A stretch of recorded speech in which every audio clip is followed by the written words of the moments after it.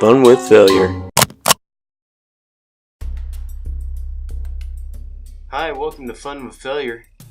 I'm your host, Dallas. We got 7 videos that are out of this world. So let me abduct your attention and I hope you enjoy.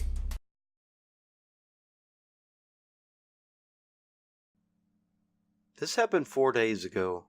I had to catch the bus and realized, just before I walked out the door, that I'd forgotten to brush my teeth.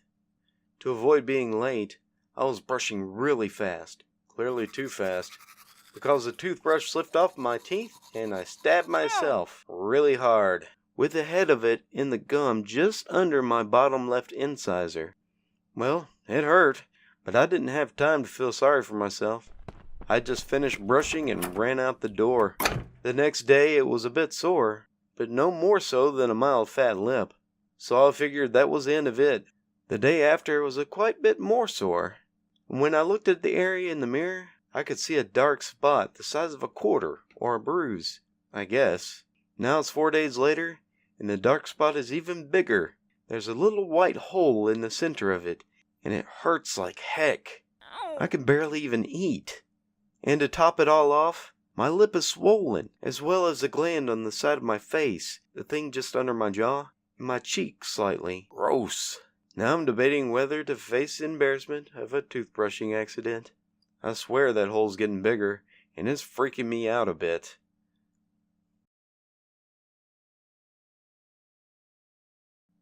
This happened just this morning. I woke up early and thought I'd clean around with the extra time I got from my early rise. I take out the trash bin, I tidy things around the house, and then I start placing dishes in the dishwasher. This is where the frack up happens.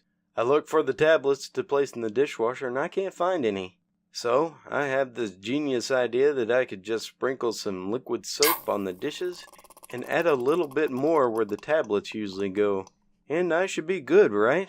Wrong. Half an hour or so later, I'm walking by my kitchen, and I notice my feet feel way wetter than usual. Upon further inspection, there was foam and water all over the floor. And said liquids, they were still leaking from the dishwasher. It was seeping from its sides and the bottom of its door. I opened said door, and the inside is completely full of bubbles. As a matter of fact, bubbly foam turns out to be a nightmare to remove. Every nook and cranny is full of this evil material. I had to spend pretty much the entire rest of the morning cleaning in and around the blast area. I also ended up having to pull the whole dishwasher from its place and clean the spillage that went under the surrounding furniture. Luckily, enough of these are a few inches off the floor, so the wood shouldn't be damaged. So yeah, don't try to use liquid soap in the dishwasher. It's a bad idea. If you do, she will be foaming at the mouth.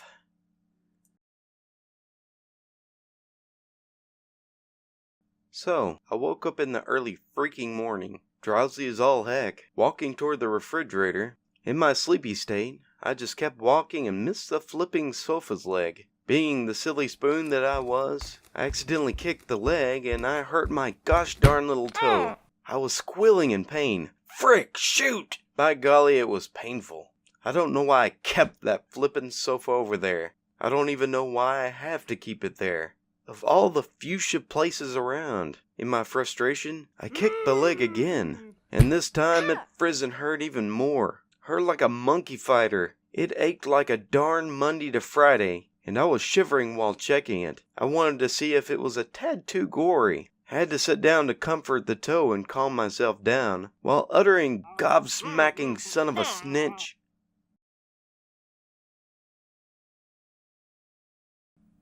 I had some time to kill this afternoon, so I volunteered at the Humane Society. I told them I was interested in walking a dog, and they assigned me a male dog named Patrick. Patrick was skittish. I think he was abused, but a very sweet and delightful dog. On our way back from the original walking path that I planned, I undid his leash while he was still in the woods, which, I know, was a terrible idea. At first, he was cute and he just sat there. But when I picked up a ball and threw it for him, he took off running in the other direction. I chased him for about 2.5 miles down the road, thinking how stupid this decision was. Just when I thought it couldn't get any worse, I face-planted. My nose and arm are pretty banged up. Even after what happened, I probably would have done the same thing if I was Patrick. After a solid 20 minutes of sprinting, a car pulled up with 3 guys who attended the same college I do. I asked them for help, and the 3 of them agreed to help me out. After catching up with Patrick, who was running down the center of the road, I hopped out of the car and tried to put his leash on him. He nipped my hand, which still hurts, in my attempt to do so. And, of course, I missed trying to get his leash back on. However, the second time we pulled up alongside him, I was able to catch him with the leash. If it wasn't for those 3 guys that helped me out today, I would have been screwed for sure. I pour my heart out and soul to those guys. So yeah, don't let a dog that's been living in a shelter cage for almost 3 years off his leash while on a walk.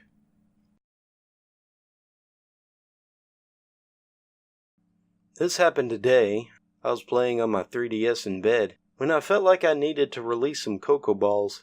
I stand up and go to the bathroom and start pooping with my 3DS in hand. After a while, the brown baby came out. I wiped off and flushed the toilet. I was returning to my bed when I feel some water on my feet. I look down and see everything is wet and covered with my recent brown watery creation. I run as fast as I can to stop the water from coming out. I have successfully done it.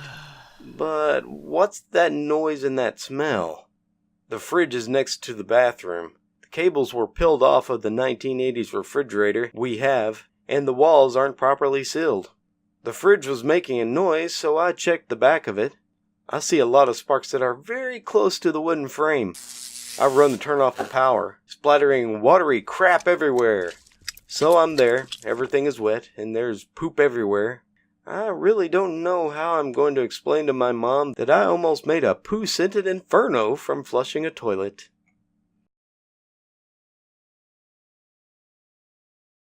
This happened to me 4 years ago. My wisdom teeth were growing in, and every once in a while, they would cause a painful infection. Due to my cheap and insufficient insurance, I was left to my own devices when these painful infections occurred. One rough night, I woke up in excruciating pain that radiated throughout my entire left side of my head. I stumbled into the bathroom in haste, trying to avoid aggravating this headache any further. I opted for the light from my phone screen to search in the bathroom. Before flashlight apps were the norm, I fumbled through the cabinet until I had the holy grail of midnight toothaches in my hand. The curve of the bottle and the coolness of the glass were all too familiar to me at this point. The extra strength Orajel was in my hand. I unscrewed that lid faster than a fat kid with a new jar of Skippy, and doused my mouth like it was a bottle of tequila on my 21st birthday. Quickly realized that what I thought would be a sweet relief was quite the opposite. An awful freezing burn engulfed my mouth quicker than a trailer park in a wildfire. Drool filled my mouth instantly, and the burn was so bad that I gargle screamed, sounding eerily like an underwater exorcism. I quickly flipped on the fluorescent bathroom lights to learn the full scope of what I had done. There it was, in all my hurried toothache horror, my son's instant freezing wart remover. Suddenly, my toothache didn't matter, and the previous headaches were things of dreams. For 20 minutes I was washing my flaming mouth before I finally slunk back to bed in defeat. What was once my tongue, now a giant blister, and what was once my self-trust was now a burning hole inside my mouth. Note to self, wart remover and extra strength Orajel, although similar in packaging, do not have similar effects.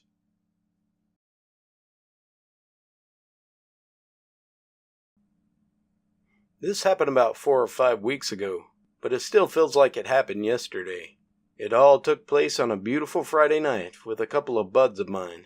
We'll call them Bob and Ross for how majestic we all were that fateful evening. These guys took an hour-long train ride to come and visit me and go out.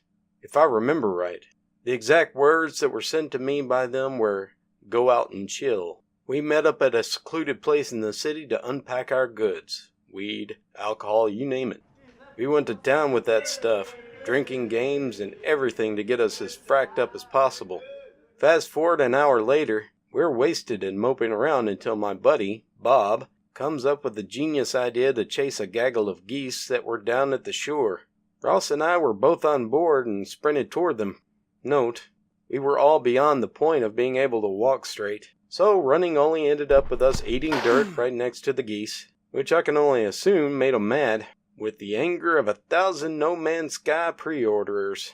They went to town on us, pecking the living crap out of us. We simply screamed on the floor in hopes that these merciless beasts to cease their attack. We endured for a couple of minutes until Bob decided enough is enough, and got up from the floor and swung toward a couple of them. Surprisingly enough, the geese stopped attacking us and actually left.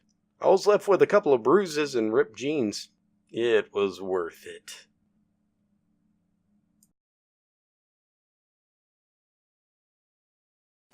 Hello, welcome back.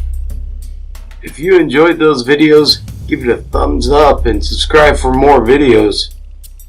And I will see you next time. Alright, I'm ready to be beamed up.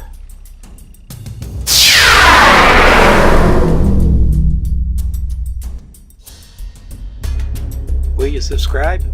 The answer is yes.